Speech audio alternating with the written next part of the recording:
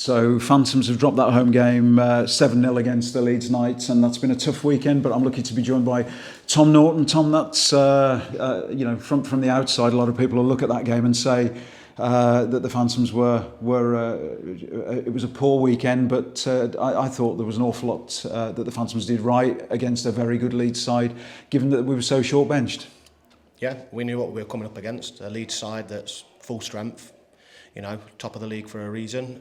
We knew we were going to have to battle, and I think we worked hard over the whole weekend there and gave it our best shot. I think there's chances there that maybe we could have potentially buried, and it would have maybe made the game look a little bit different. But Sam Gospel again stands big in the net and makes those saves at those timely times for them, and they go back the other way and build, and obviously then they bury their chances, and it's one of them really where it's tough not to get frustrated because we want to win. We practice all week, but at the end of the day as well, we know what we've kind of got at the moment, and we're 4 main forwards missing, and obviously one of them's our import, and then obviously we lose an import again through the game as well. So it's a bit of an uphill battle there, but we've got to keep positive in regards to that, positive body language, keeping our heads up and keep working towards the goal of, when the playoff comes around, we're going to be here to, hopefully qualify out our group and get to Coventry, and that's what we're aiming for, and hopefully we'll have all the guys back then as well. Yeah, absolutely. I mean, the game started, I thought the Phantoms started really well at the start of the first period. They get a couple of goals, and then you're in that stick or twist, chasing a game.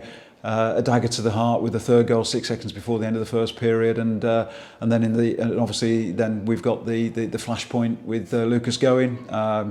It'll be a tough one to watch. That when people see it back, it's an offside call that's so frustrated him.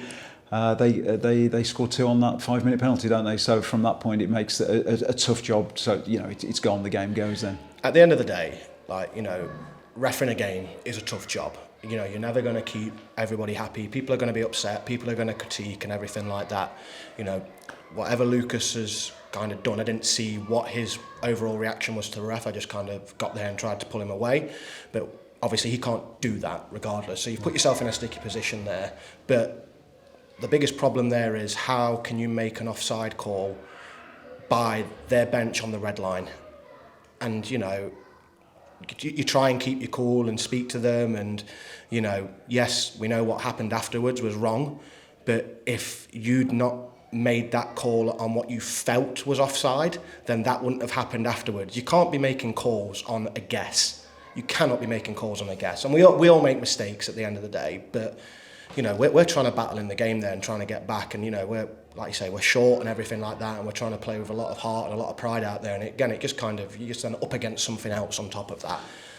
Certainly a sense of frustration on the bench, and you could see that between the 2 benches questioning what had gone on, and then in the crowd, and the game then goes, it goes away from the Phantoms, and I think there are positives to take from a night like tonight. I think it's a difficult one, but the performance of some of the guys like Glossy, who's new to the lineup recently, Dennison got some shifts tonight, Louis got some shifts again tonight, so they're going to get some more as the next couple of weeks roll forward, I guess.